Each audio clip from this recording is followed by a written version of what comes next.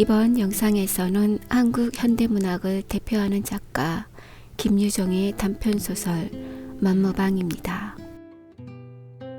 표제의 만무방이라는 말은 염치가 없이 막대 먹은 사람이라는 뜻을 가지고 있습니다. 김유정은 1908년에 태어나 1930년대에 활동한 작가입니다. 김유정은 한국 근대문학을 대표하는 작가로 농촌의 현실을 해학과 비극이 교차하는 시선으로 그려낸 소설가입니다. 만무방이 쓰인 1930년대는 일제강점기로 대다수의 농민들이 가난과 착취 속에서 힘겹게 살아가던 시대였습니다. 이 시기의 농촌 사회는 경제적으로 매우 궁핍했고 돈과 땅을 둘러싼 갈등이 사람들의 삶과 인간관계를 크게 좌우하던 때이기도 합니다. 이러한 시대적 배경 속에서 만무방은 돈과 욕심에 휘둘리는 인간의 모습을 김유정 특유의 해학과 풍자로 그려낸 작품입니다. 겉으로는 웃음을 자아내지만 그 안에는 당시 농촌 사회의 비극적인 현실과 인간 본성에 대한 씁쓸한 통찰이 담겨 있습니다. 지금부터 한 시대의 삶이 고스란히 스며든 이야기를 들려드리겠습니다. 김유정의 만무방 작품 속으로 떠나보겠습니다.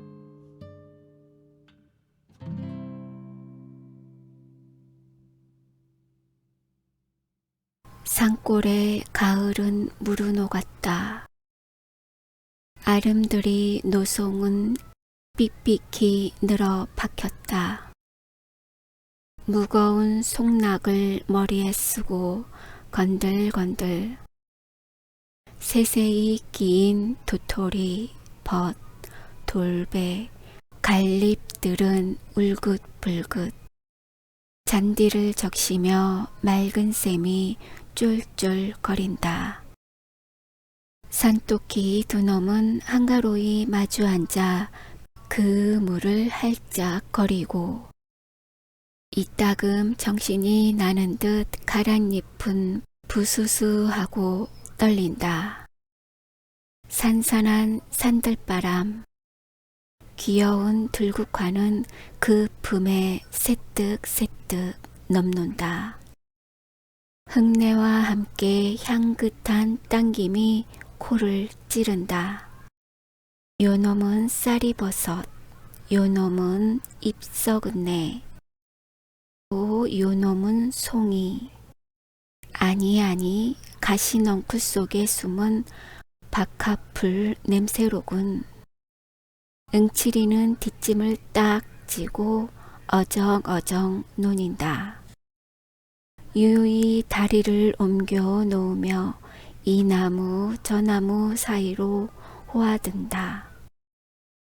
코는 공중에서 벌렸다 오므렸다 연신 이러며 훅훅 구붓한 한 송목 밑에 이르자 그는 발을 멈춘다. 이번에는 지면에 코를 야치 갖다 대고 한 바퀴 빙 남을 끼고 돌았다. 아하, 요놈이로군. 썩은 솔잎에 덮여 흙이 봉곳이 돋아 올랐다. 그는 손가락을 꾸짖으며 정성스레 살살 헤쳐본다. 과연 귀여운 송이, 망할 녀석, 조금만 더 나오지. 그걸 뚝 따들고 뒷짐을 지고 다시 어실렁어실렁. 가끔 선 하품은 터진다. 그럴 적마다 두 팔을 떡 벌리곤 먼 하늘을 바라보고 늘어지게도 기지개를 느린다. 때는 한창 바쁠 추수 때이다. 농근치고 송이 파적 나올 놈은 생겨나도 않았으리라. 하나 그는 꼭 해야만 할 일이 없었다. 싶으면 하고 말면 말고 그저 그뿐. 그러함에는 먹을 것이 덜어 있느냐면 있기는커녕 부쳐 먹을 농토조차 없는 계집도 없고 자식도 없고. 방은 이때야 남의 겹방이요 잠은 새우잠이요.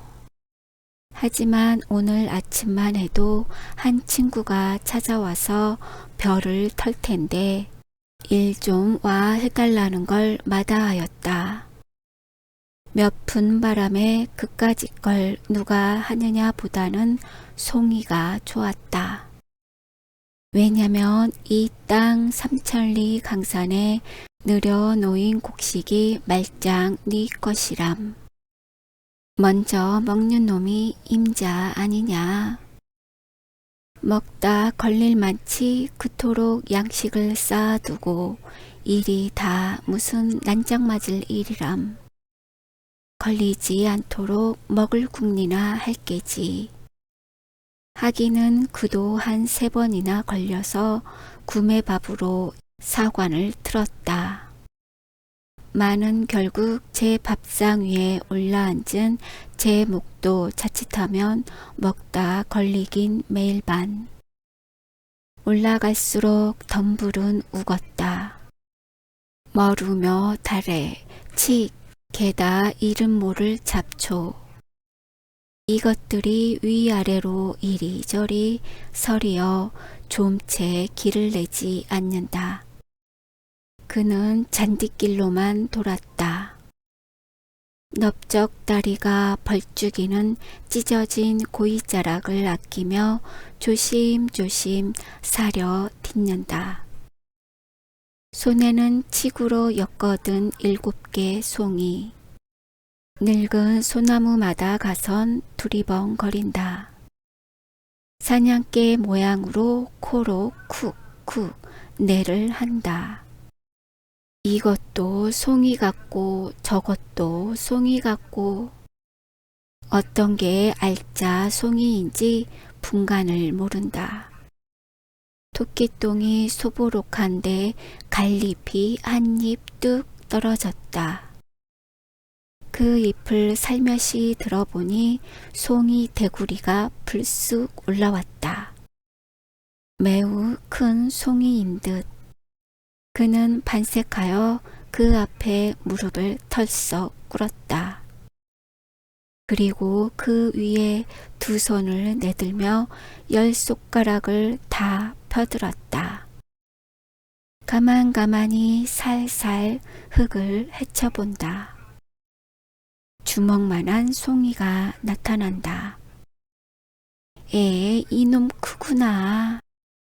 손바닥 위에 딱 올려놓고는 한참 들여다보며 싱글벙글한다. 우중충한 구석으로 바위는 벽같이 깎아질렀다. 그 중턱을 얽어나간 칡잎에서는 물이 쪼록쪼록 흘러내린다. 인삼이 썩어내리는 약수라 한다. 그는 돌 위에 걸터앉으며 또 한 번 하품을 하였다.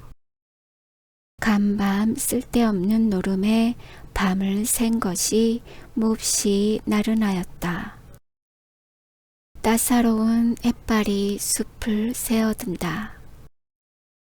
다람쥐가 솔방울을 떨어치며 어여쁜 할미새는 앞에서 알씬거리고 동리에서는 타작을 하느라고 왁을 거린다. 흥겨워 외치는 목성, 그걸 억누르고 공중에 응응 진동하는 벼 터는 기계소리. 맞은쪽 산속에서 어린 목동들의 노래는 처량히 울려온다. 산속에 묻힌 마을의 전경을 멀리 바라보다가 그는 눈을 찌긋하며 다시 한번 하품을 뽐는다. 이 웬 놈의 하품일까? 생각해보니 어제 저녁부터 여태껏 창자가 굴렸던 것이다. 불현듯 송이꾸러미에서 그중 크고 먹음직한 놈을 하나 뽑아들었다. 응치리는 그 송이를 물에 썩썩 부벼서는 떡 벌어진 대구리부터 걸상스레 덥석 물어 떼었다. 그리고 넙죽한 입이 움찔움찔 씹는다. 혀가 녹을 듯이 만질만질하고 향기로운 그 맛. 이렇게 훌륭한 놈을 입맛만 다시고 못 먹다니 문득 옛 추억이 혀끝에 뱅뱅 돈다. 이놈을 맛보는 것도 참 근자의 일이다. 간불생심이지 어디 냄새나 똑똑히 맡아보리. 산속으로 쏘다니다 백판 못따기도 하려니와 더러 딴다는 놈은 행여 상할까봐 손도 못 대게 하고 집에 내려다 묻고 하는 것이다. 그러나 요행이 한 꾸러미 차면 금시로 장에 가져다 판다. 이틀 사흘씩 공들인 거로되 잘하면 40전, 못 받으면 25전. 저녁거리를 기다리는 아내를 생각하며 좁쌀 서너 대를 손에 사들고 어두운 고개를 터덜터덜 올라오는 건 좋으나 이 신세를 뭐에 쓰나 하고 보면 울프냥 굵기가 짝이 없겠고 이까짓 걸 못 먹어 그래 홧김에 또 한 놈을 뽑아들고 이번엔 물에 흙도 씻을 새 없이 그대로 덥석거린다. 그러나 다른 놈들도 별 수 없으렸다. 이 산골이 송이 본 고양이로되 아마 1년에 한 개조차 먹는 놈이 드물리라. 썩어진 두상들.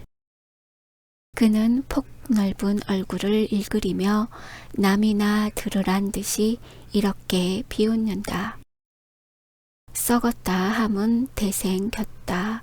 모묘라는 그의 언투였다. 먹다 나머지 송이 꼬댕이를 바로 자랑스러이 입에다 치뜨리곤 트림을 섞어가며 우물거린다. 송이 2개가 들어가니 이제는 더 먹을 재미가 없다. 뭔가 좀 든든한 걸 먹었으면 좋겠는데 떡, 국수, 말고기, 개고기, 돼지고기 그렇지 않으면 쇠고기냐. 아따 궁한판이니 아무거나 있으면 속중으로 여러 가지를 먹으면 씨름없이 앉았다. 그는 눈꼴이 슬그머니 돌아간다. 웬 놈의 닭인지 암탉 한 마리가 조 아래 무덤 앞에서 뺑뺑 맨다. 골골거리며 감도는 걸 보매 아마 알짜리를 보는 맥이라. 그는 돌에서 궁뎅이를 들었다. 낮은 하늘로 외면하여 못 본 척하고 닭을 향하여 적현으로 널찍히 돌아 내린다. 그러나 무덤까지 왔을 때 몸을 돌리며 후후후 이 자식이 어딜 가 후. 2 팔을 벌리고 쫓아간다. 산 꼭대기로 치모니 닭은 허둥지둥 갈 길을 모른다. 요리 맡긴 조리 맡긴 꼬끄댁거리며 속만 태울 뿐. 그러나 바위 틈에 끼어 왁살스러운 그 주먹의 모가지가 둘로 나기에는 불과 몇 분 못 걸렸다. 그는 으슥한 숲속으로 찾아들었다. 닭의 껍질을 홀랑 까고서 2 다리를 들고 찢으니 배창이 옆구리로 꿰진다.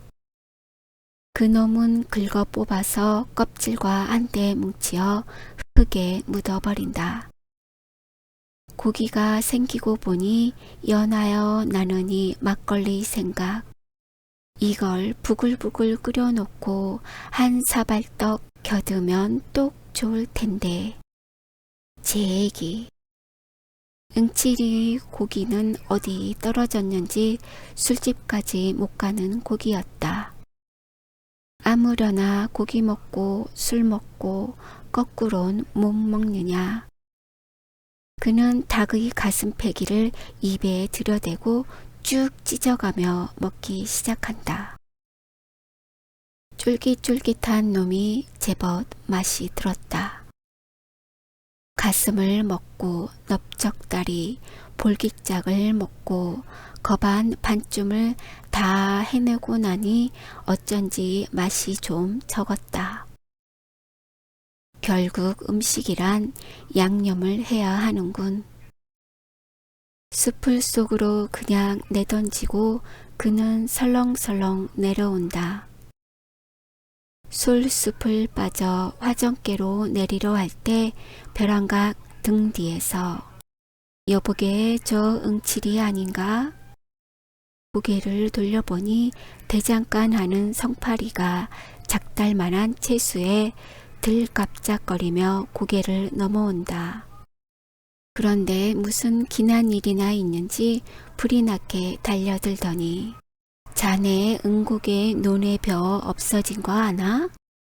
응칠이는 그만 가슴이 덜컥 내려앉았다. 이 바쁜 때 농군의 몸으로 응곡에까지 애써 갈 놈도 없으려니와 또한 하필 절 보고 벼이 없어짐을 말하는 것이 여간 심상치 않는 일이었다. 잡담 제하고 응칠이는 자넨 어째서 응국에까지 갔던가? 하고 대담스레 그 눈을 쏘아보았다. 그러나 성파리는 조금도 겁먹은 기색 없이 아 어쩌다 지났지 뭘 그래 하며 도리어 얼레발을 치고 덤비는 수작이다. 고얀 놈. 응칠이는 입대에 다녀야 동물을 팔아 배를 채우고 그런 비열한 짓은 안 한다. 낯을 붉히자 눈에 불이 보이며 어쩌다 지냈다? 응칠이가 이 동리에 들어온 것은 어느덧 달이 넘었다. 인제는 물릴 때도 되었고 좀 떠보고자 생각은 간절하나 아우의 일로 말미암아 망설거리는 중이었다. 그는 오라는 데는 없어도 갈 데는 많았다. 산으로 들로 해변으로 발뿔이 놓이는 곳이 즉 가는 곳이다. 그러나 저물면은 그대로 쓰러진다. 남의 방앗간이고 헛간이고 혹은 강가, 시세장, 물론 수가 좋으면 괵대기 위해서 밤을 편히 잘 적도 있었다. 이렇게 하여 강원도 어수룩한 산골로 이리 넘고 저리 넘고 못 갈 때 별로 없이 유람 겸 편답하였다. 그는 한 구석에 머물러 있음은 가슴이 답답할 만치 대우 괴로웠다. 그렇다고 응칠이가 본시 역마직성이냐 하면 그런 것도 아니다. 그도 5년 전에는 사랑하는 아내가 있었고 아들이 있었고 집도 있었고 그때야 어딜 하루라도 집을 떨어져 보았으랴. 밤마다 아내와 마주 앉으면 어찌하면 이 살림이 좀 늘어볼까 불어볼까 애간장을 태우며 갖은 궁리를 대하고 대하였다마는 별 뾰족한 수는 없었다. 농사는 열심으로 하는 것 같은데 알고 보면 남는 건 겨우 남의 빚뿐. 이러다가는 결말엔 봉변을 면치 못할 것이다. 하루는 밤이 깊어서 코를 골며 자는 아내를 깨웠다. 밖에 나아가 우리의 세간이 몇 개나 되는지 세어보라 하였다. 그리고 저는 벼루에 먹을 갈아 찍어 들었다. 벽에 바른 신문지는 누렇게 끄을렸다. 그 위에다 아내가 불러주는 물목대로 일일이 내려 적었다. 독이 3개, 호미가 2, 낫이 하나로부터 밥사발, 젓가락, 지피, 석당까지. 그 다음에는 제가 빚을 얻어온데 그 사람들의 이름을 쭉 적어 놓았다. 금액은 제각기 그 아래다 달아놓고 그 옆으론 조금 사이를 떼어 역시 조선문으로 나의 소유는 이것밖에 없노라.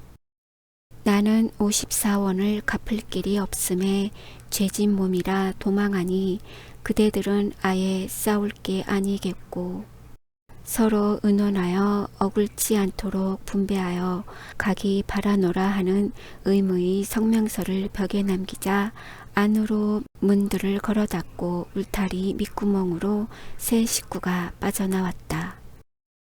이것이 응칠이가 팔자를 고치던 첫날이었다. 그들 부부는 돌아다니며 밥을 빌었다.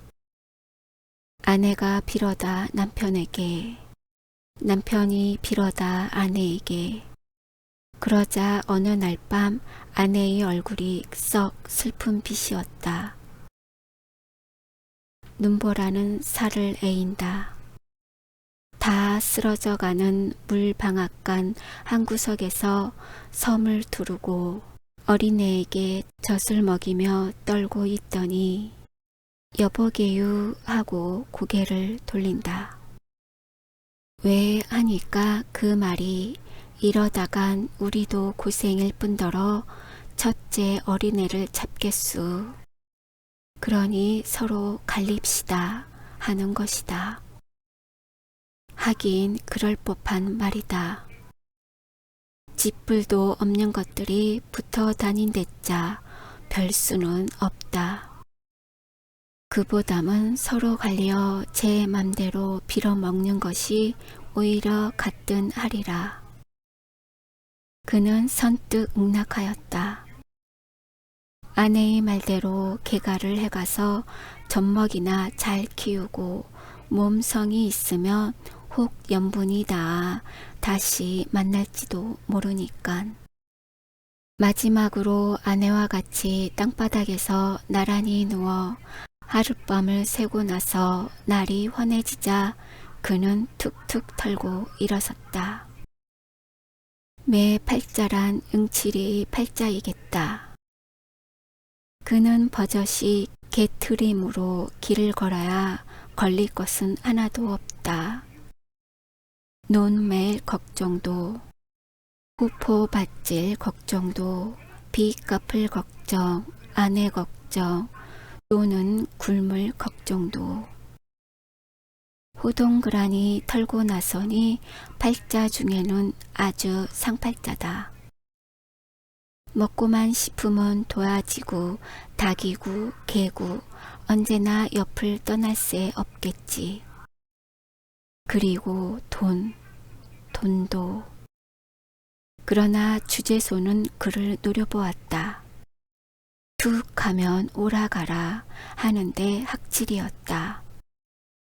어느 독리고 가 있다가 불행히 일만 나면 누구보다도 그부터 붙들려 간다. 왜냐면 그는 정과 사범이었다. 처음에는 도박으로, 다음엔 절도로, 또 고다음에는 절도로. 그러나 이번 멀리 아우를 방문함은 생활이 궁하여 근대로 왔다거나 혹은 일을 해보러 온 것은 결코 아니었다. 혈족이라곤 단 하나의 동생이요. 또한 오래 못 본지라 때없이 그리웠다. 그래 모처럼 찾아온 것이 뜻밖의 덜컥 이를 만났다. 지금까지 논의 벼가 서 있다면 그것은 성한 사람의 짓이라 안 할 것이다. 응오는 응곡의 논의 벼를 여태 베지 않았다. 물론 응오가 베어야 할 것이다. 누가 듣던지 그 형 응칠이를 먼저 의심하리라. 그럼 여기에 따르는 모든 책임을 응칠이가 혼자 지지 않으면 안 될 것이다. 응오는 진실한 농군이었다. 나이 31로 무던히 철났다 하고 독리에서 쳐주는 모범 청년이었다. 그런데 벼를 베지 않는다. 남은 다들 걷어들였고 털기까지 하련만 그는 벨 생각조차 않는 것이다. 지주라든 혹은 그에게 장리를 놓은 김찬판이든 뻔질 찾아와 벼를 베라 독촉하였다. 얼른 털어서 낼 건 내야지 하면 그 대답은 계집이 죽게 됐는데 벼는 다 뭐지우? 하고 한결같이 내뱉는 소리뿐이었다. 하기는 응오의 아내가 지금 기지 사경임에 틈은 없었다 하더라도 돈이 놀아서 약을 못 쓰는 이 판이니 진시 벼라도 털어야 할 것이다. 그러면 왜 안 털었던가? 그것은 작년 응오와 같이 지주 문전에서 타작을 하던 친구라면 묻지는 않으리라. 한 해 동안 애를 졸이며 홀자식 모양으로 알뜰히 가꾸던 그 벼를 걷어들임은 기쁨에 틀림없었다. 꾹득 새벽부터 앳앳 하며 괴로움을 모른다. 그러나 캄캄하도록 털고 나서 지주에게 도지를 제하고 장리쌀을 제하고 색초를 제하고 보니 남는 것은 등줄기를 흐르는 식은땀이 있을 따름. 그것은 슬프다 하기보다 끝없이 부끄러웠다. 같이 털어주던 동무들이 뻔히 보고 섰는데 빈 지게로 덜렁거리며 집으로 돌아오는 건 진정 열적기 짝이 없는 노릇이었다. 참다 못해 응오는 눈에 눈물이 흘렀던 것이다. 가뜩한데 엎치고 덮치더라고 올해는 고나마 흉작이었다. 쇳바람과 비의 벼는 깨깨 비틀렸다. 이놈을 가을하다간 먹을 게 남지 않음은 물론이요. 빚도 다 못 가릴 모양. 에라 빌어먹을. 건어들끼리 캐다 먹든 말든 멋대로 하여라. 하고 내던져 두지 않을 수 없다. 벼를 거뒀다고 말만 나면 빚쟁이들은 몰려들 거니깐. 응칠의 제목은 여기에서도 또렷이 드러난다. 국으로 가만만 있었더면 좋은 걸 이 사품에 뛰어들어 지주의 뺨을 제법 갈긴 것이 응칠이었다. 처음에야 그럴 작정이 아니었다. 그는 여러 곳 물을 마시니 많지 어지간히 속이 튄 건달이었다. 지주를 만나 까놓고 썩 좋은 소리로 의논하였다. 올 농사는 반실이니 도지도 좀 감해주는 게 어떠냐고. 그러나 지주는 아무 말 없이 고개를 모로 흔들었다. 정 이러면 하여튼 1년 품은 빼야 할 테니 나는 그 논에다 불을 지르겠수 하여도 잠잠코 응치 않는다. 지주로 보면 자기로도 그 벼는 넉넉히 걷어들일 수는 있다마는 한번 버릇을 잘못 해놓으면 어느 자기까지 행실을 벌일까 염려하여 겉으로 독촉만 하고 있는 터이었다. 실상이야 곳까지 벼쯤 있어도 고만 없어도 고만. 그 심보를 눈치채고 응칠이는 화를 벌컥 낸 것만은 좋으나 저도 모르게 대뜸 주먹밤이 들어갔던 것이다. 이렇게 문제 중에 있는 벼인데 귀신의 노름 같은 병괴가 생겼다. 다시 말하면 벼가 없어졌다. 그것도 병들어 쓰러진 쭉정이는 제쳐놓고 무얼로 그랬는지 알짱 이상만 따갔다. 그 면적으로 어림하면 아마 못돼도 한 댓말 가량은 될는지. 응칠이가 아침 일찍이 그 논깨로 논일자 이걸 발견하고 기가 막혔다. 누굴 성가시게 굴려고 그러는지. 산속에 파묻힌 논이라 아직은 본 사람이 없는 모양 같다. 하나 동리에 이 소문이 퍼지기만 하면 저는 어느 모로든 혐의를 받아 패는 조이 입어야 될 것이다. 응칠이는 송이도 송이려니와 실상은 궁리에 바빴다. 속중으로 지목 갈 만한 놈을 여러 들어보았으나 이렇다 찍을 만한 증거가 없다. 어쩌면 재성이나 성팔이 이 둘 중에 지실이라 하고 결국 이렇게 생각던 것도 응칠이가 아니면 안 될 것이다. 원수는 외나무 다리에서 만났다. 응칠이는 저희 짐작이 들어맞음을 알고 당장에 이를 낼 듯이 성팔이의 눈을 들이노렸다. 성팔이는 신이 나서 떠들다가 그 눈총에 어이가 질려서 고만 벙벙하였다.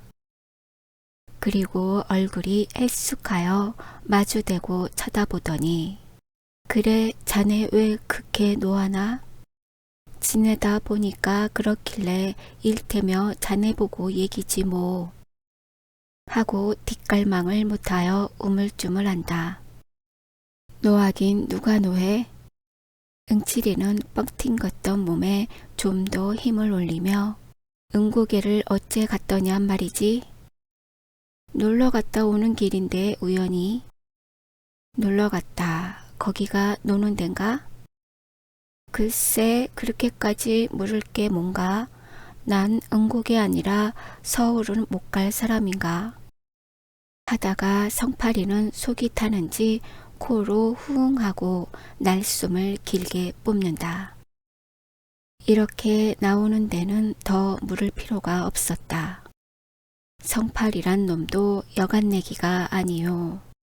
구장내 소신가 뭔가 떼다 먹고 한번 다녀온 놈이었다. 많이 사귀지는 못했으나 동리 평판이 그 놈과 같이 다니다가는 엉뚱한 일 만난다 한다.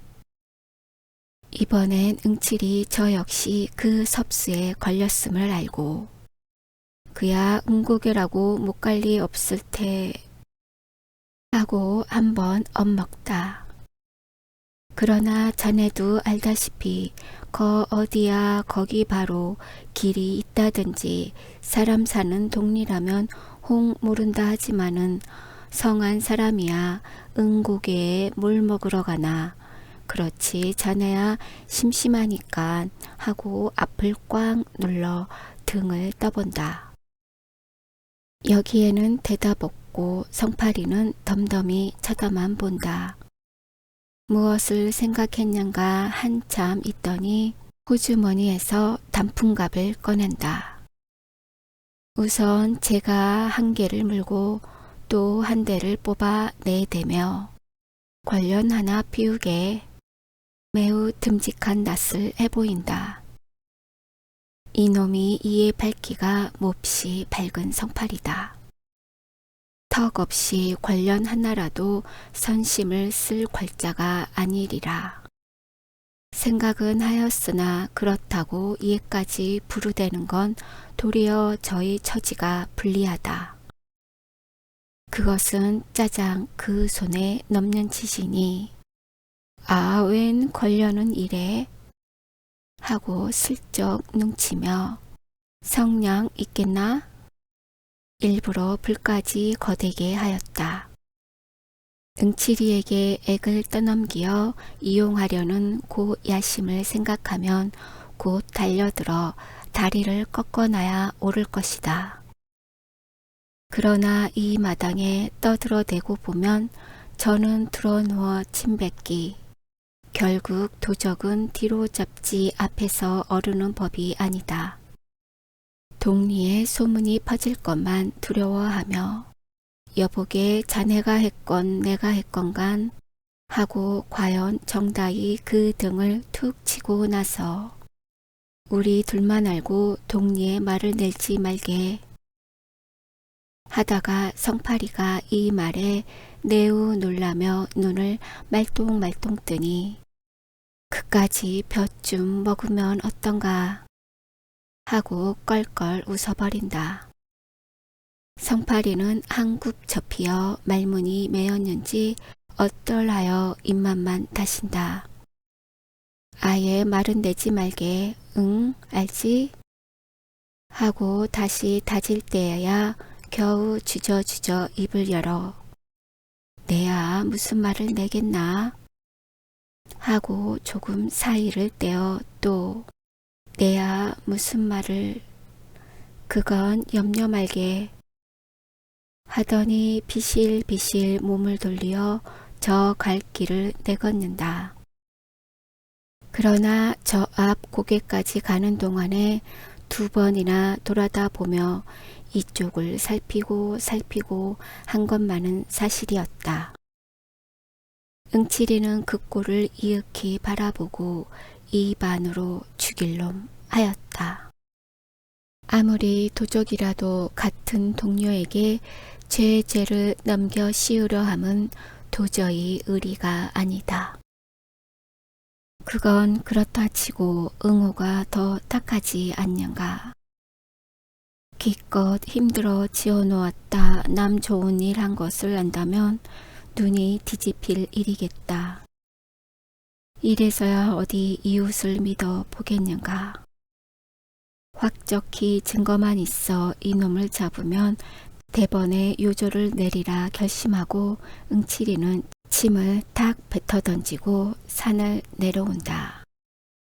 그런데 그놈의 행티로 가는 보면 응칠이 저만치는 때가 못 벗은 도적이다. 어느 미친놈이 논두렁에까지 가세를 들고 오는가. 격식도 모르는 풍둥이가 그러려면 바로 조 낯가리나 수수 낯가리 말이지. 그 속에 들어앉아 가위로 속닥거려야 들킬 리도 없고 일도 편하고 2포대고 3포대고 마음껏 딸 수도 있다. 그러나 틈 보고 집으로 나르면 그만이지만 누가 논의 벼를 다. 그렇게도 벼에 걸신이 들었다면 바로 남의 집 머슴으로 들어가 한 달포 동안 주인 앞에 얼렁거리며 신용을 얻어오다가 주는 옷이나 얻어 입고 다들 잠들거든 뱃섬이나 두둑히 짊어매고 덜렁거리면 그뿐이다. 이건 맥도 모르는 게 남도 못살게 굴려고 에이 망할 자식도. 그는 분노에 살이 다 부들부들 떨리는 듯 싶었다. 그러나 이런 좀 도적이란 봉이 나기 전에는 바짝 물고 덤비는 법이었다. 오늘 밤에는 요놈을 지켰다 꼭 붙들어 가지고 정강이를 분질러 놓으리라. 밥을 먹고는 태연히 막걸리 한 사발을 껄떡껄떡 들이켜자. 가을이 되니까 맛이 행결났군. 그는 주먹으로 입가를 쓱쓱 훔친 다음 송이 꾸러면서 3개를 뽑는다. 그리고 그걸 괄키같이 마른 주막 할머니 손에 내어주며 예수 송이나 잡수게유 하고 술값을 치렀으나 아이 송이도 고놈 참 간살을 피우는 것이 겉으로는 반기는 척하면서도 좀 시쁜 모양이다. 제단은 한 개에 3전씩 치더라도 9전밖에 안 되니깐. 응칠이는 슬며시 화가 나서 그 얼굴을 유심히 들여다보았다. 움푹 들어간 볼때기에 저건 또 왜 저리 멋없이 붉어졌는지. 툭 나온 광대뼈하고 치마 아래로 남실거리는 발가락은 자칫 잘못 보면 황새 발목이니 이건 언제 잡아가려고 남겨두는 거야. 보면 볼수록 하나 이쁜 데가 없다. 한두 번 먹은 것도 아니요. 언젠가 울타리께 풀을 베어주고 술 사발이나 얻어먹은 적도 있었다. 그렇게 야멸치게 따질 건 뭔가. 그는 눈살을 흘깃 마치고는 하나를 더 꺼내어 예수 또 하나 잡수게유. 내던져 주곤 대돌의 가래침을 탁 뱉었다. 그제야 식성이 좀 풀리는지 그 가축으로 웃으며 아이고 이거 자꾸 주면 어떻게 해? 어떡하긴 자꾸 살찌게유. 하고 한마디 툭 쏘고 일어서다가 무엇을 생각함인지 다시 툇마루에 주저앉는다. 그런데 참 요즘 성팔이 보셨수? 아니 당최 볼 수가 없더구먼. 술도 안 먹으러 와유? 안 와.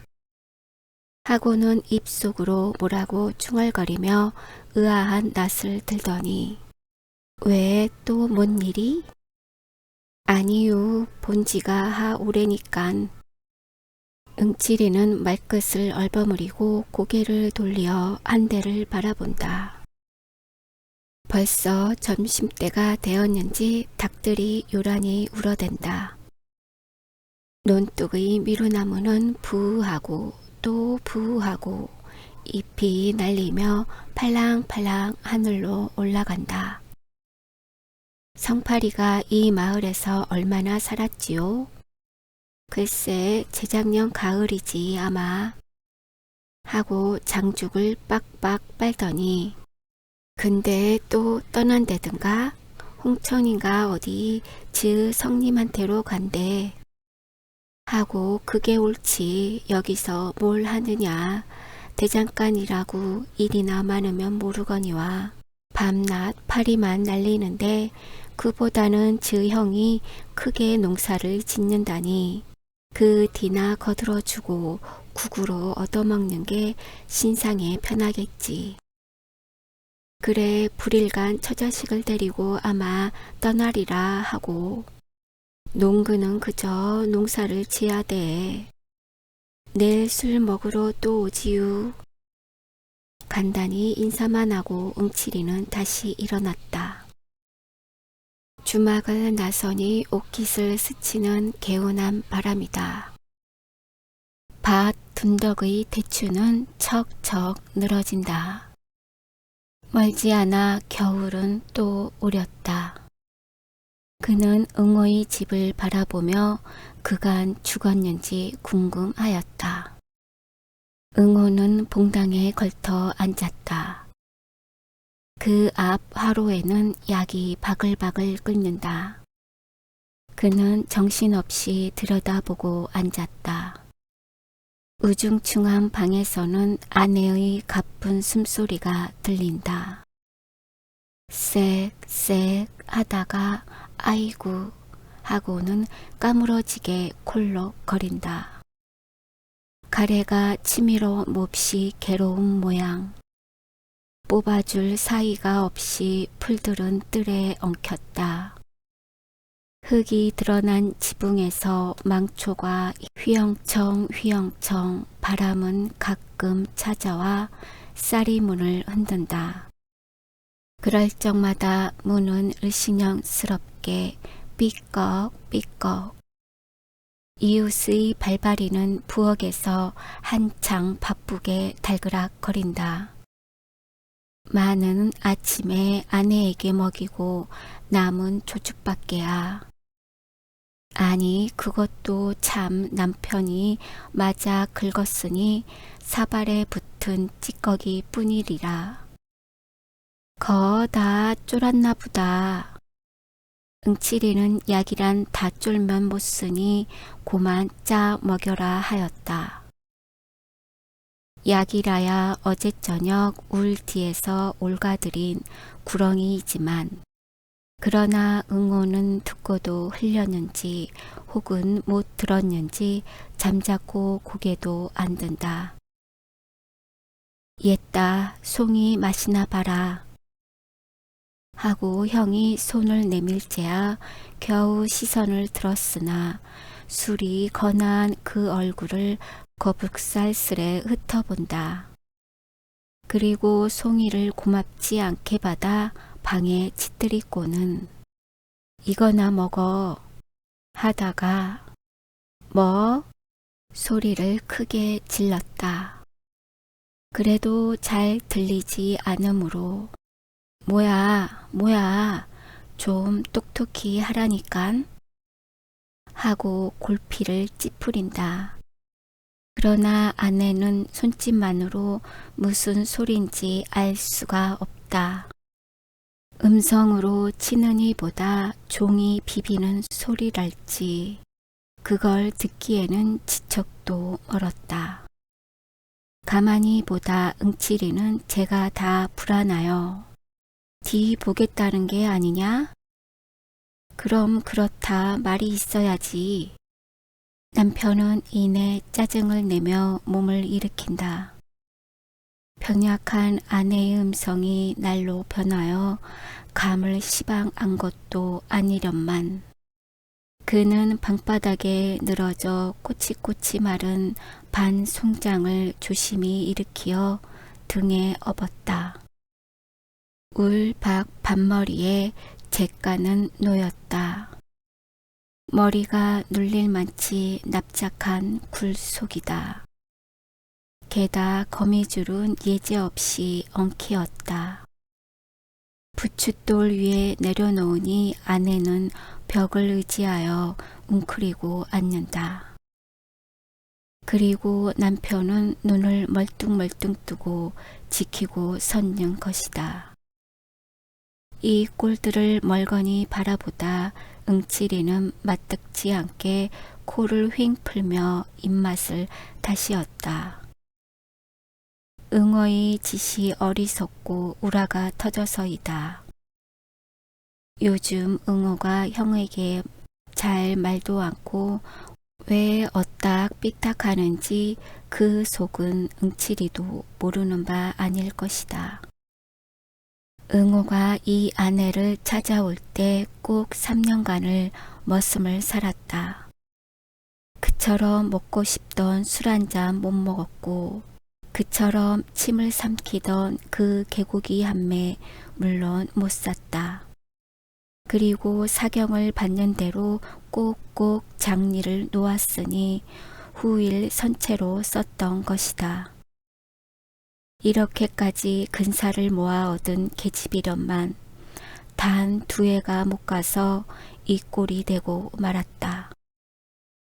그러나 이 병이 무슨 병인지 도시 모른다. 의원에게 한 번이라도 변번이 뵈본 적이 없다. 혹 안다는 사람의 말인즉 내점이니 어렵다 하였다. 돈만 있으면야 내점이고 연병이고 알 바가 못될 거로되 사날전 거리로 쫓아 나오며 성님 하고 팔을 칠 적에는 응어도 어지간히 급한 모양이었다. 왜? 응치리가 몸을 돌리니 허둥지둥 그 말이 이제는 별 도리가 없다. 있다면 꼭 한 가지가 남았으니 그것은 엊그저께 산신을 부리는 노인이 이 마을에 오지 않았는가. 그 노인이 응오를 특히 동정하여 15원만 들이어 산치성을 올리면 씻은 듯이 낫게 해주리라는데 성님은 언제나 돈 만들 수 있지요? 거 안 된다. 치성 들여 날병이 안 낫겠니? 하여 여전히 딱 대고 그러게 내 모래든 예전에 계집 다 내버리고 날 따라 나서랬지 하고 그래 농군의 살림이란 제 목맥이라지. 그러나 아우가 아무 말 없이 몸을 획 돌리어 집으로 들어갈 때 응칠이는 속으로 또 괜한 소리를 했구나 하였다. 응오는 도로 아내를 업어다 방에 뉘었다. 약은 다 쫄았다. 불이 삭기 전 짜야 할 것이다. 식기를 기다려 약사발을 입에 대어주니 아내는 군말 없이 그 구렁이 물을 껄떡껄떡 들이마신다. 응칠이는 마당에 우두커니 앉았다. 사람의 목숨이란 과연 중하군 하였다. 그러나 계집이라는 저 물건이 저렇게 떼기 어렵도록 중할까 하니 암만 해도 알 수 없고 너 참 요 건너 성팔이 알지? 너하고 친하냐? 성이 뭐래는데 그 대답 좀 하렴 하고 소리를 빽 질러도 아우는 대답은 말고 고개도 안 든다. 그러나 응칠이는 하늘을 쳐다보고 트림만 끄 하고 말았다. 술기가 코를 꽉꽉 찔러야 할 터인데 이건 풋김치 냄새만 코밑에서 뱅뱅 돈다.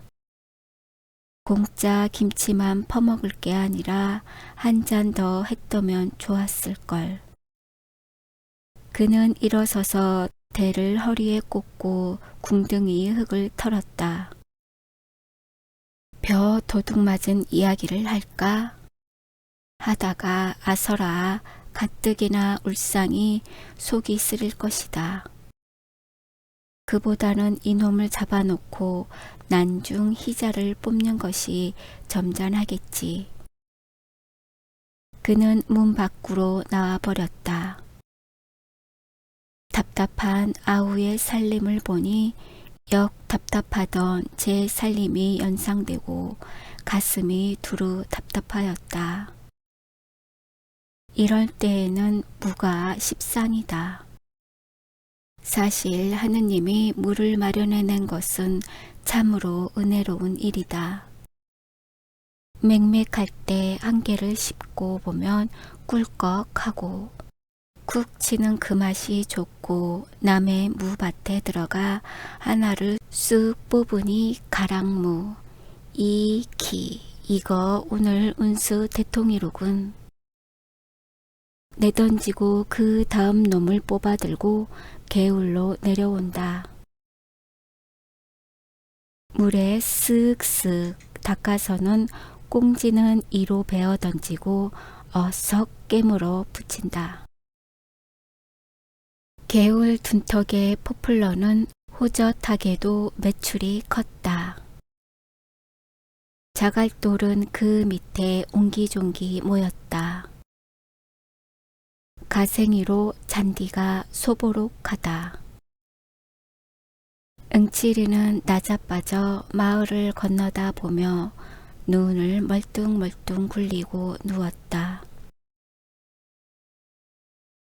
산이 뺑뺑 돌리어 숨이 콕 막힐 듯한 그 마을. 아리랑 아리랑 아라리오. 아리랑 뛰어라 노다가세. 증기차는 가자고 웽고동 트는데 정드님 품 안고 낙누 아리랑 아리랑 아라리오. 아리랑 뛰어라 노다가세. 내일 갈지 모레 갈지 내 모르는데 옥시기 강낭이는 심어 모하리. 아리랑 아리랑 아라리요. 아리랑 뛰어라. 그는 콧노래로 이렇게 흥얼거리다 갑작스레 강릉이 그리웠다. 펄펄 뛰는 생선이 좋고 아침 햇살이 비끼어 힘차게 출렁거리는 그 물결이 좋고 이까지 둠 구석에서 쪼돌리는데 대단히. 그래도 지희 딴엔 무어 농사 좀 지었답시고 악을 복복 쓰며 잘도 떠들어 댄다. 하지만 그런 중에도 어디인가 형언치 못할 쓸쓸함이 떠돌지 않는 것도 아니다. 30여 년 전 술을 빚어놓고 쇠를 울리고 흥에 질리어 어깨춤을 덩실거리고 이러던 가을과는 저 딴 쪽이다. 가을이 오면 기쁨에 넘쳐야 될 시골이 점점 살기만 뛰어오면 웬일인고. 이렇게 보면 재작년 가을 어느 밤 산중에서 낫으로 사람을 찌겨 죽인 강도가 문득 머리에 떠오른다. 장을 보고 오는 농군을 농군이 죽였다. 그것도 만이나 되었으면 모르되 빼앗은 것이 한껏 동전 냇잎에 수수 7대 게다가 흔적이 탄로날까 하여 낫으로 그 얼굴의 껍질을 벗기고 조기 대강이 이기듯 끔찍하게 남기고 조긴 망난이다. 흉악한 자식. 그 알량한 돈 사전에 나 같으면 가여워 덧돈을 주고라도 왔으리라. 이번 놈은 그따위 깍닦기나 안 잃는지 할 때 찬 김과 아울러 치미는 소름에 머리끝이 다 쭈뼛하였다. 그간 아우의 농사를 대신 돌봐주기에 이럭저럭 날이 늦었다. 오늘 밤에는 이놈을 다리를 꺾어놓고 내일쯤은 봐서 설렁설렁 뜨는 것이 옳은 일이겠다. 이 산을 넘을까 저 산을 넘을까 주절거리며 속으로 점을 치다가 슬그머니 코를 골아 울린다. 밤이 내리니 만물은 고요히 잠이 든다. 검푸른 하늘에 산봉우리는 울퉁불퉁 물결을 치고 흐릿한 눈으로 별은 떴다.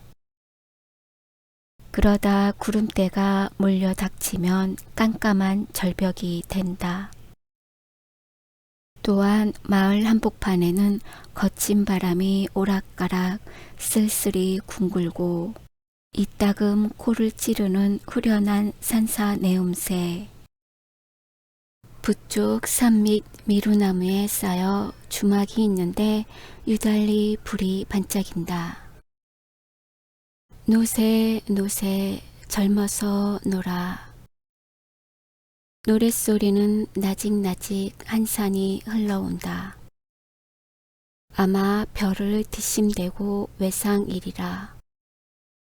응치리는 잠자코 벌떡 일어나 바깥으로 나섰다. 그리고 다 나와서야 그 집 친구에게 눈치를 안 채이도록 네 잠깐 다녀옴세. 어딜 가나? 친구는 웬 영문을 몰라서 뻔히 쳐다보다 밤이 이렇게 늦었으니 나갈 생각 말고 어여 이리 들어와 자라 하였다. 기껏 둘이 앉아서 개코 짖고 떠들다가 갑자기 일어서니까 꽤 이상한 모양이었다. 건넌 마을가 담배 한 봉 사올라구. 담배 여기 있는데 또 사 뭐하나? 친구는 호주머니에서 굳이 연봉을 꺼내어 손에 들어 보이더니 이리 들어와 섬이나 좀 쳐주게. 아, 참 깜빡. 하고 응치리는 미안스러운 낯으로 뒤통수를 극적극적한다. 하기는 섬을 좀 쳐달라고 며칠째 당부하는 걸 노름에 몸이 팔려 그만 잊고 했던 것이다. 먹고 자고 이렇게 신세를 지면서 이건 썩 안 됐다 생각은 했지만 내 곧 다녀올 걸 뭐. 어정쩡하게 한마디 남기곤 그 집을 뒤에 남긴다. 그러나 이 친구는 그럼 곧 다녀오게 하고 때를 제치는 법은 없었다. 언제나 여일같이 그럼 잘 다녀오게 이렇게 그 신상만 편하기를 비는 것이다. 응치리는 모든 사람이 저에게 그 어떤 경의를 갖고 대하는 것을 가끔 느끼고 어깨가 으쓱거린다. 백판 모르는 사람도 데리고 앉아서 몇 번 말만 좀 하면 대뜸 구부러진다. 그렇게 장한 것인지 그 일을 하다가 그 일이라야 도적질이지만 들어가 욕보던 이야기를 하면 그들은 눈을 커다랗게 뜨고 아이고 그걸 어떻게 당하셨수 하고 저기 놀라면서도 그래 그 돈은 어떻겠수? 또 그럴 생각이 납디까요? 참 우리 같은 농군에 되면 호강살이유 하고들 한편 썩 부러운 모양이었다. 저들도 그와 같이 진탕 먹고 살고는 싶으나 주변 없어 못하는 그 울분에서 그런 이야기만 들어도 다소 위안이 되는 것이다. 응치리는 이걸 잘 알고 그 누구를 논에다 거꾸로 박아놓고 달아나다가 붙들려 경치던 이야기를 부지런히 하며 자네들은 안정 멀었네 멀었어 하고 흰소리를 치면 그들은 옳다는 뜻이겠지 묵묵히 고개만 껐덕껐덕하며 속없이 술을 사주고 담배를 사주고 하는 것이다. 그런데 이번 별을 훔쳐간 놈은 응치리를 마구 넘보는 모양 같다. 이렇게 생각하면 응치리는 더욱 괘씸하였다. 그는 물풀의 몽둥이를 벗삼아 논뚝기를 질러서 산으로 올라간다. 이쓱한 금음칠야. 길은 어둡고 흐릿한 언저리만 눈앞에 아물거린다. 그 논까지 칠마장은 느긋하리라. 이 마을을 벗어나는 어귀에 고개 하나를 넘는다. 또 하나를 넘는다. 그러면 그 다음 고개와 고개 사이에 수먹이 울창한 상중턱을 비껴대고 몇 마지의 논이 놓였다. 응어의 논은 그 중에 하나이었다. 길에서 썩 들어 앉은 곳이라 잘 배도 왔는다. 동리에 그런 소문이 안 났을 때에는 천행으로 본 놈이 없을 것이나 반드시 성팔이의 성행임에는 응치리는 공동묘지의 첫 고개를 넘었다. 그리고 다음 고개의 마루턱을 올라섰을 때 다리가 주춤하였다. 저 왼편 높은 산고랑에서 불이 반짝하다 꺼진다. 짐승불로는 너무 흐리고 아하 이놈들이 또 왔군. 그는 가던 길을 옆으로 세었다. 더듬더듬 나뭇가지를 짚으며 큰 산으로 올라간다. 바위는 미끄러 내리며 발등을 찢는다. 딸기 가시의 종아리는 따갑고 엉금엉금 기어서 바위를 끼고 감돈다. 산 거반 꼭대기에 바위와 바위가 어깨를 겹고 움쓱 들어간 굴이 있다. 풀들은 뻗치어 굴문을 막는다. 그 속에 돌아앉아서 5놈이 머리를 맞대고 수근거린다. 불빛이 셀까 염려다. 난폭불을 야치 달아놓고 몸들을 바싹바싹 여미어 가리운다. 어서 후딱후딱 쳐 갑갑해서 원. 이번엔 누가 빠지나? 이 사람이지 뭘 그래. 다시 섞어. 어서 이따위 수작이야. 하고 한 놈이 골을 내고 화투를 빼앗아 제 손으로 섞다가 깜짝 놀란다. 그리고 버석 대드는 응치리를 벙벙이 쳐다보며 얼뚤한다. 그들은 응치리가 오는 것을 왕군척이 싫어하는 눈치였다. 이런 애송이 노름판인데 응치리를 들였다가는 맥을 못 쓸 것이다.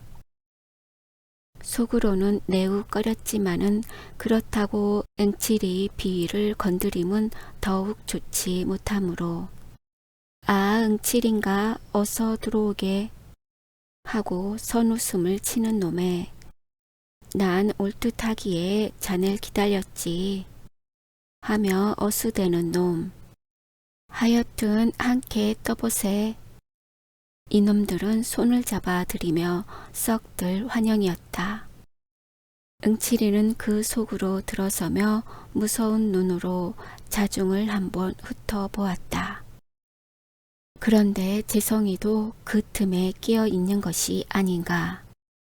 사날 전만 해도 응칠이 덜어 먹을 양식이 없으니 돈 좀 취하라던 놈이 의심이 부쩍 일었다. 도둑이란 흔히 이런 노름판에서 씨가 퍼진다. 그 옆으로 기호도 앉았다. 이놈은 며칠 전 제 계집을 팔았다. 그 돈으로 영동 가서 장사를 하겠다던 놈이 노름을 왔다. 객간 주제에 딸 듯 싶은가. 하나는 용구. 농사엔 힘 안 쓰고 노름에 몸이 달았다.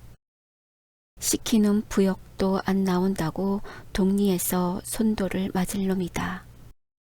그리고 남의 집 머슴 녀석.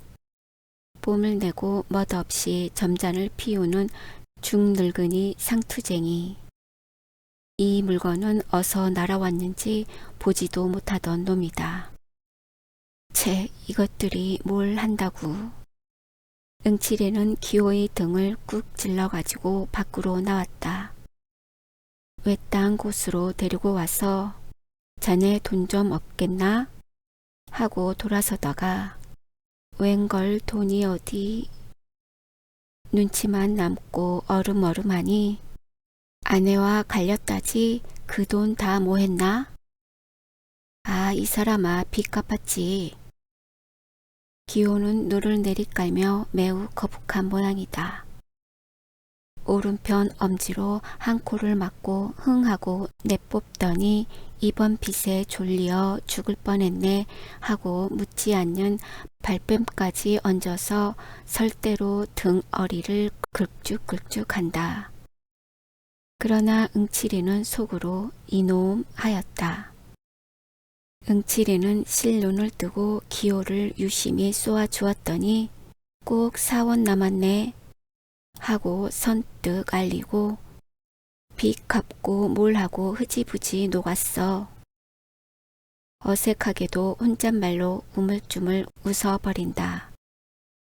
응칠이는 퉁명스러이 나 이 옷만 주게 하고 손을 내밀다 그래도 잘 듣지 않음에 따서 둘이 노는 테야 누가 떼먹나?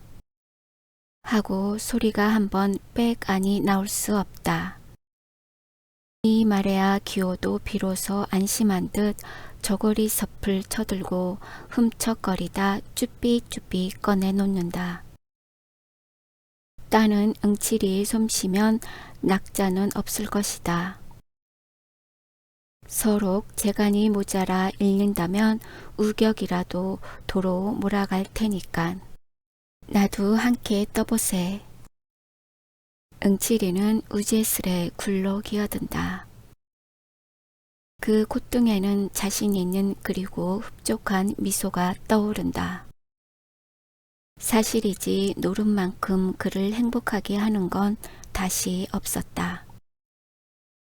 슬프다가도 화투나 투전장을 손에 들면 공연스레 어깨가 으쓱거리고 아무리 일이 바빠도 노름판은 옆에 못 두고 지난다.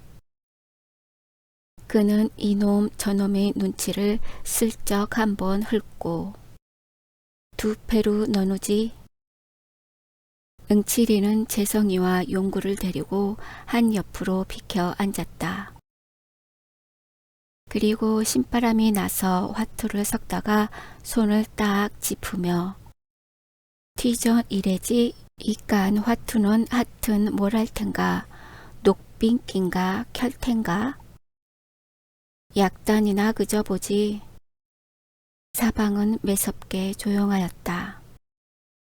바위 위에서 혹 바람에 모래 구르는 소리뿐이다. 어쩌다 옛다 봐라 하고 화투짝이 쩔꺽 한다.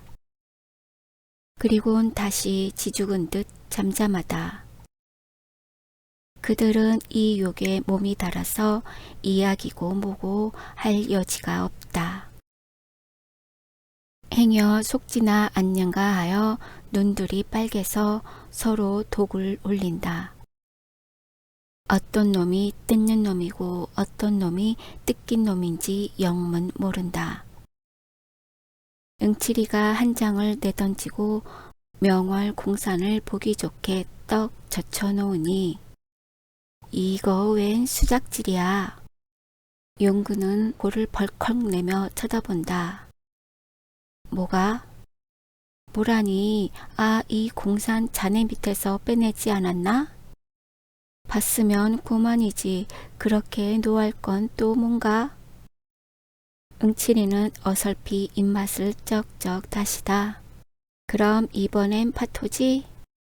하고 손에 화투를 땅에 내던지며 껄껄 웃어버린다. 이때 한 옆에서 벼랑간 이 자식 죽인가? 악을 쓰는 것이니 모두들 놀라며 시선을 몬다. 머슴이 마주 앉은 상투의 뺨을 갈겼다. 말인즉 매조 5끝을 엎어쳤다고. 하나 정말은 돈을 잃은 것이 분한 것이다.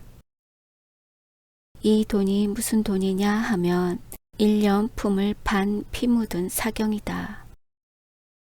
이런 돈을 송두리 먹히다니. 이 자식 너는 야마식꾼이지?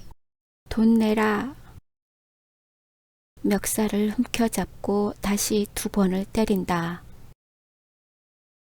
이놈이 왜 이러누? 어른을 몰라보고. 상투는 책상 다리를 잡숫고 허리를 쓱 펴더니 점잖이 호령한다. 자식벌 되는 놈에게 뺨을 맞는 건 말이 좀 덜 된다. 약이 올라서 곧 이를 칠 듯이 엉덩이를 번쩍 들었으나 그러나 그대로 주저앉고 말았다. 악에 바짝 받친 놈을 건드렸다가는 결국 이쪽이 손해다. 더럽단 듯이 허허 웃고 버릇없는 놈 다 받고 하고 꾸짖는 것은 잘 됐으나 기어이 어이쿠 하고 그 자리에 푹 엎으러진다.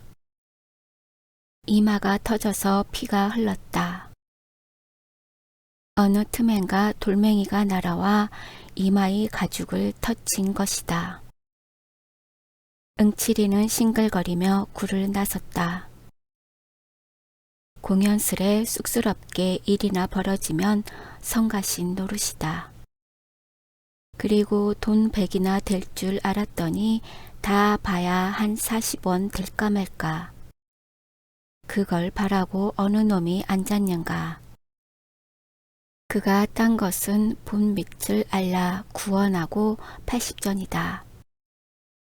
기호에게 5원을 내주고 자, 반이 넘네. 자네 계집 잃고 돈 잃고 호강이겠네. 농담으로 비웃어 던지고는 숲속으로 설렁설렁 내려온다. 여보게 자네에게 청이 있네. 재성이 목이 말라서 바득바득 따라온다. 그 청이란 묻지 않아도 알 수 있었다. 저에게 돈을 다 빼앗기곤 구문이겠지. 시치미를 딱 떼고 나갈 길만 걷는다. 여보게 응칠이 내 말 좀 들어. 그제는 팔을 잡아 낚으며 살려달라 한다. 돈을 좀 늘릴까 하고 벼 10마를 팔아 해보았더니 다 잃었다고. 당장 먹을 게 없어 죽을 지경이니 노름 미천이나 하게 몇 푼 달라는 것이다.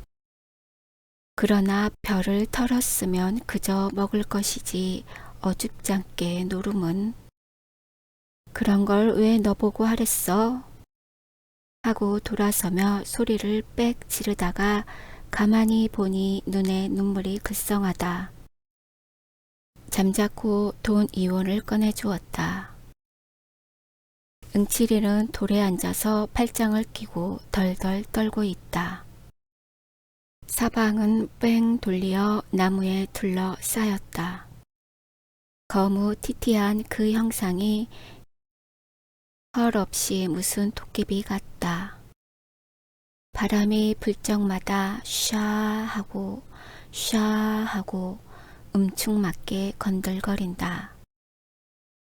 어느 때에는 짹짹하고 목을 따는지 비명도 울린다.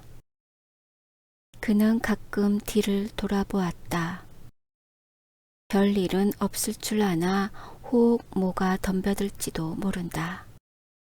선앙당은 등 뒤다. 죽제빈지 뭔지 요동통에 돌이 무너지며 바스락바스락 한다. 그 소리가 묘하 등줄기를 쭉 긁는다. 어두운 꿈속이다. 하늘에서 이슬은 내려 옷깃을 축인다. 공포러니와 냉기로 하여 좀채로 견딜 수가 없었다. 산골은 산시까지도 추웠으렸다. 아들 낳아달라고 떡 갖다 바칠 이 없을 테니까. 이놈의 영감님 홧김에 덥석 달려들면 앞뒤를 다시 한번 휘돌아본 다음 설대를 뽑는다. 그리고 오금팽이로 불을 가리고는 한 대에 뻑뻑 피워 물었다. 노는 연암은 간 떨어져 그 아래 누웠다. 일심 정기를 다하여 나무 틈으로 뚫어보고 앉았다. 그러나 땅에 대를 털려니까 풀숲이 이상스러이 흔들린다. 뱀이 아닌가? 9, 10월 뱀이라니 물리면 고만이다. 자리를 옮겨 앉으며 손으로 입을 막고 하품을 터친다. 아마 2시간은 더 넘었으리라. 이놈이 필연코 올 텐데 안 오니 또 무슨 좋아할까? 이 짓이란 소문이 나기 전에 한 번 더 와보는 것이 원칙이다. 잠을 못 자서 눈이 뻑뻑한 것이 제 물에 슬금슬금 감긴다. 이를 악물고 눈을 딥쓰며 이번에는 허리가 노글거린다. 속은 쓰리고 골치는 때리고 불꽃 같은 노기가 불끈 일어서 몸을 옥죄인다. 이놈의 다리를 못 꺾어놔도 애비 없는 후레자식이겠다. 닭들이 새 회를 운다. 멀리 산을 넘어오는 그 음량이 퍽은 서글프다. 큰 비를 몰아드는지 검은 구름이 잔뜩 낀다. 하긴 지금도 빗방울이 뚝뚝 떨어진다. 그때 논둑에서 희끄무레한 헛기비 같은 것이 얼씬거린다. 정신을 바짝 차렸다. 영락 없이 성팔이, 재성이 그들 중에 한 놈이리라. 이 고생을 시키는 그놈. 이가 푹푹 깔리고 어깨가 다 씩씩거린다. 몽둥이를 잔뜩 우려잡았다. 그리고 벌떡 일어나서 나무 줄기를 끼고 조심조심 돌아내린다. 하나 도랑쯤 내려오다가 그는 멈실하여 몸을 뒤로 물렀다. 늑대 두 놈이 짝을 짓고 이편 산에서 저편 산으로 설렁설렁 건너가는 길이었다. 빌어먹을 늑대. 이것까지 말썽이람? 이마의 식은땀을 씻으며 도로 제자리로 돌아온다. 어쩌면 이번 이놈도 재작년 강독짝이나 안 될런지 급시로 불길한 예감이 뒤통수를 탁 치고 지나간다. 그는 옷깃을 여며 한 대를 더 붙였다. 돌연히 풍세는 심하여진다. 산골짜기로 몰아드는 억센놈이 가끔 발광이다. 다시금 더르륵 몸을 떨었다. 가을은 왜 이 지경인지. 여기에서 밤새울 생각을 하니 기가 찼다. 얼마나 되었는지 몸을 좀 녹이고자 일어나서 서성서성할 때이었다. 눈으로 다가오는 희미한 그림자를 분명히 두 눈으로 보았다. 그리고 보니 피로고 항고이고 다 딴소리다. 고개를 내대고 딱 버티고 서서 눈에 쌍심지를 올린다. 흰 그림자는 어느 틈엔가 어둠 속에 사라져 보이지 않는다. 그리고 다시 나올 줄을 모른다. 바람 소리만 웽웽 칠 뿐이다. 다시 암흑속이 된다. 확실히 별을 훔치러 논 속으로 들어갔을 것이다. 역갱이 같은 놈이 굳은 날새를 기회 삼아 마음껏 하겠지. 의리 없는 썩은 자식. 벽장에서 같이 굶은 터에 오냐 대거리만 있거라. 이를 한번 부드득 갈아붙이고 차츰차츰 논께로 내려온다. 응치리는 논께로 바트키 내려서서 소나무에 몸을 착 붙였다. 섣불리 서둘다간 남의 횡액을 입을지도 모른다. 다 훔쳐가지고 나올 때만 기다린다.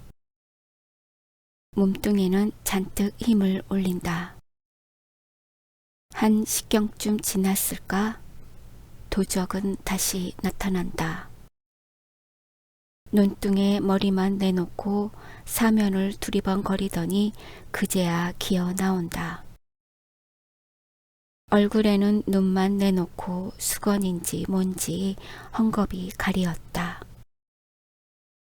보찜을 등에 짊어매고는 허리를 굽으시 뺑손을 놓는다.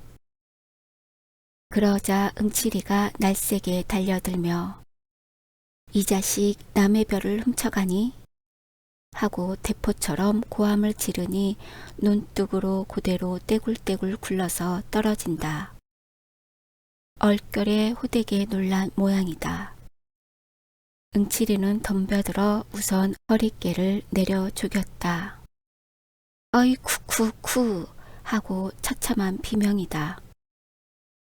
이 소리에 귀가 번쩍 뛰어서 그 고개를 들고 팔부터 벗겨 보았다. 그러나 너무나 어이가 없었음인지 시선을 지켜오며 그 자리에 우두망찰한다. 그것은 무서운 침묵이었다. 살뚱맞는 바람만 공중에서 푹새를 논다. 한참을 신음하다 도적은 일어나더니 성년까지 이렇게 목살게 굵기유? 제법 눈을 부라리며 몸을 획 돌린다. 그리고 느끼며 울음이 복받친다. 보찜도 내버린 채 내 거 내가 먹는데 누가 뭐래 하고 대통스러이 내뱉고는 비틀비틀 논 저쪽으로 없어진다. 형은 너무 꿈속 같아서 멍하니 섰을 뿐이다. 그러다 얼마 지나서 한 손으로 그 보찜을 들어본다. 가뿐하니 끽 말기웃이나 들는지. 이까짓 걸 요렇게까지 해가려는 그 심정은 실로 알 수 없다. 별을 논에다 도로 털어버렸다. 그리고 아내의 치마이겠지 검은 보자기를 척척해서 들었다. 내 걸 내가 먹는다. 그야 이를 말이랴. 하나 내 걸 내가 훔쳐야 할 그 운명도 얄궂거니와 형을 배반하고 이 짓을 벌인 아우도 아우렸다. 에이 고얀 놈, 할제 볼을 적시는 것은 눈물이다. 그는 주먹으로 눈물을 쓱 비비고 머리에 번쩍 떠오르는 것이 있으니 두레두레한 황소의 눈깔. 시오리를 남쪽 산으로 들어가면 어느 집 바깥들에 밤마다 늘 매어있는 투실투실한 그 황소. 아무렇게 따지든 70원은 갈데 없으리라. 그는 불이 나게 아우의 뒤를 밟았다. 공동묘지까지 거번 왔을 때에야 가까스로 만났다. 아우의 등을 탁 치며 얘 좋은 수 있다. 네 원대로 돈을 해줄게. 나하고 잠깐 다녀오자. 씩씩한 어조로 기쁘도록 달랬다. 그러나 아우는 입 하나 열려 하지 않고 그대로 실죽하였다. 뿐만 아니라 어깨 위에 올려놓은 형의 손을 부질없단 듯이 몸으로 털어버린다. 그리고 삑 달아난다. 이걸 보니 엄청나고 기가 콱 막히었다. 이놈아 하고 악에 바치어 명색이 성이라며. 대뜸 몽둥이는 들어가 그 볼깃짝을 후려갈겼다. 아우는 모로 몸을 꺾더니 시납으로 찌그러진다. 뒤 미쳐 앞정강이를 때리고 등을 팼다. 일어나지 못할 만치 매는 내리었다. 체면을 불고하고 땅에 엎드려 엉엉 울도록 매는 내리었다. 홧김에 하긴 했으되 그 꼴을 보니 또한 마음이 편할 수 없다. 침을 퇴 뱉어 던지곤 팔자 드신 놈이 그저 그렇지 별 수 있나? 쓰러진 아우를 일으켜 등에 업고 일어섰다. 언제나 철이 날는지 딱한 일이었다. 속 썩는 한숨을 후하고 내뿜는다. 그리고 어청어청 고개를 묵묵히 내려온다.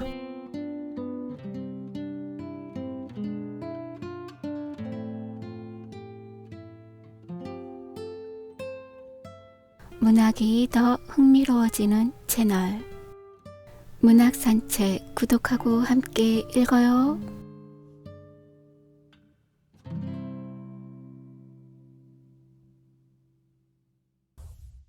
구독, 좋아요 부탁드려요.